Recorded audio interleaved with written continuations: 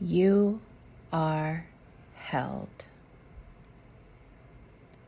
The thing that I love about writing so much is that for me, it's like a key to unlock many doors. It's a way of accessing different dimensions. Not fictional dimensions, but real ones. Tangible ones that I can feel in every fiber of my being. 1 minute I'm here on my chair clicking away my keys, and the next minute I'm in a whole other world. I am always so delighted by what I find there in these worlds. They feel like transmissions, and I get to decipher them like Morse code or something. Wave upon wave of imperceptible information flows in and takes shape before my eyes. It is magic. It is absolute, utter magic. It brings forth clarity on things that I've been taught to believe but don't feel right to me. And I realized recently that many of my posts are just me alchemizing things that don't feel right to me and burning them down to their core and to my truth. One of those things that I've been working with lately is yet another layer of the belief that we are on our own. Here's how that belief looks and sounds in the world. Buck up. Figure it out. Make a plan and stick to it. You need to take care of yourself. You need to figure it out yourself. You can only rely on yourself. You need to make it work. Pull it together. Get over it. Let it go. All of these things are expressions that are rooted in our patriarchal society's constant push to individuate to extremes and control by force of fear, with survival and achievement as the driving motivation. They completely ignore the interconnectedness of all things and disrespect our relationship to each other, the earth, the universe, and the divine. They ignore a vaster intelligence at play, one that we not only all have access to, but are all unique expressions of. We are not on our own. We do not take care of ourselves. That is a fact. I can pretend that I do, but if the sun blows out or the water all dries up, it's not up to me, is it? I can try to take care of myself till the cows come home in that scenario, and it ain't happening. Which means we don't need to be in control at all, because we're not and we never were. What we need is to be in trust. Well, we don't need to be, but it sure as heck makes life more beautiful when we do. The truth is, we are all held, loved, and supported, whether we see that or not. Whether we know that or not, in myriad ways. And that holding and support doesn't stop coming when you're feeling sad, angry, lost, confused, or ungrateful. It doesn't even stop coming when you're having a freaking temper tantrum because things aren't going your way. We've all been there. As long as you are breathing, grace is all around you. Grace is the earth under your feet and the air in your lungs and the blood and water in your veins. Grace is the sun in the sky and the rain that pours straight out of it, straight out of the sky, getting stored in the ground for us to tap. What a miracle. And grace doesn't stop being with you when you're no longer breathing either, of course. But once you stop breathing, it's probably safe to say that your blinders to grace come all the way off. About a month ago, I did a hypnotherapy session where we were taken back to recall the very first and earliest memory that we could recall where we first felt that we could not trust ourselves. I had no idea what I would see, and at first I saw nothing at all. But then, all of a sudden, I felt and saw something very real to me. But it totally surprised me what it was, and it was not at all what I was expecting. I was maybe 4 years old, and I was standing in my bathing suit next to one of those little plastic kiddie pools on my grandparents' deck. I was very aware that I was not in the pool yet, but I wanted to get in, but I could not get in because no adults were around. And I could see the adults in my head saying, do not ever go in the pool without an adult watching you. Do not ever get in the water without an adult's approval and supervision. So my little water-loving self wanted to dive right in, like I still do, but I couldn't. And I internalized those adult voices, to mean that I was not to be trusted to do things without someone else telling me it's okay and that I'm safe. If someone else says it's safe and okay, I can dive in. Until then, I cannot. And that was the very first time that I understood that I couldn't be trusted without other people's agreement and approval. And so began a lifetime of doing exactly that. Of course, my parents and grandparents were just trying to protect me from dying because they loved me. It was right for them to do so.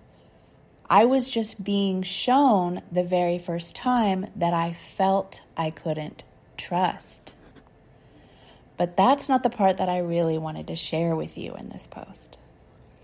The part I want to share with you is that in this memory and vision, I was also very aware that the 4-year-old me could physically see angels, spirit guides, whatever you want to call that, all around her. And she knew that they were watching out for her and watching over her. And so she was really confused, being told that she was not safe when she knew she absolutely was safe. She felt that. And that is probably exactly when she closed her ability to perceive such things, because she thought she alone couldn't be trusted, and so could not trust what she saw, felt, or knew. That totally blew my mind, and I didn't really know what to make of it. I still don't know how real that was or not, whether it was just a subconscious, visual, symbolic representation of the knowing of my divine connection and always safety that I had at that time, or whether I actually could physically see angels and spirits at that age. I don't know, and it's not important. What is important is that my wise little self knew that I was held. She knew she was going to be okay always and no matter what. She knew she was not alone the way we think of it in this world. She knew she was supported and looked after, and I still know that. I still know that. That is what rang out like a bell in the night in that memory, in that vision. I remembered that I still know that deep down. I just learned not to trust it. And I covered it over with trying to fit in and trying to be cool and trying to be liked and trying to be loved. And I looked to other people to be my safety instead of that knowing. But the beautiful thing about Earth is other people do get to make us feel safe and loved and take care of us and help us and support us and us them. And we can hold that deep knowing too. That deep knowing of our ultimate safety beyond time and space, beyond this life. And with that, we can learn to relax ever deeper in the arms of this life and that love. I realize that I may have just become that crazy angel lady to you. And if so, that's more than okay. The mystery remains the mystery to me. But I trust myself, and I am no longer willing to harm myself to try and meet others' approval of me. So I figured if we're going to move ahead on this journey together, you might as well know the truth about me. So hi, I'm Sunny, and I don't believe I have to do it all on my own. And I do believe I am divinely assisted at every step. And I ask the Divine Mother and my angels and guides to help me with everything from healing old wounding to transforming my anger into clarity to helping me find a gas station or clasping my necklace in the back. The most preciously beautiful moments of my life have come since I opened that door back up. And I'm just not willing to pretend that's not real to me anymore. I mean, I know I'm not exactly in the woo closet anymore. I've been cracking that door open for a while now, as you've probably noticed. But I guess this is me blasting that door officially off the hinges. I realized that if I were to do anything less, it would be like attempting to teach people to bake a cake without any kind of sweet. And I mean, sure, you can make a cake without sweet, but it won't be that much fun.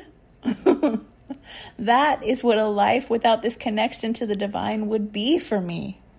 A not very much fun cake. A cake that's just meh.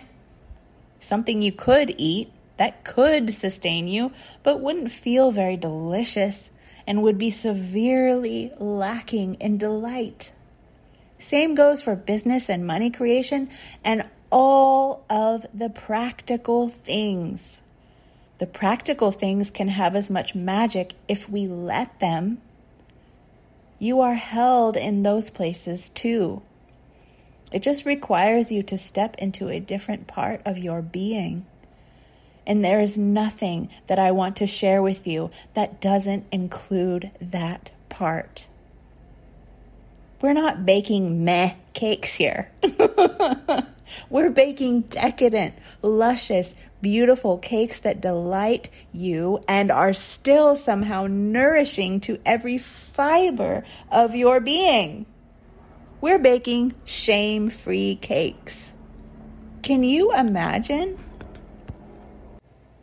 Let's start imagining and creating shame-free futures for us all, simply by being all of who we are, right here and right now.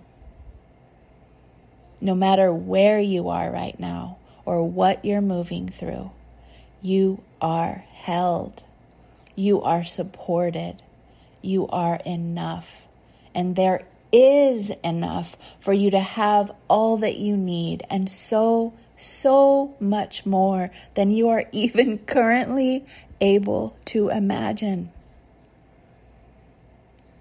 See what I mean about writing unlocking different dimensions? I believe we've just stepped through to an entirely new one.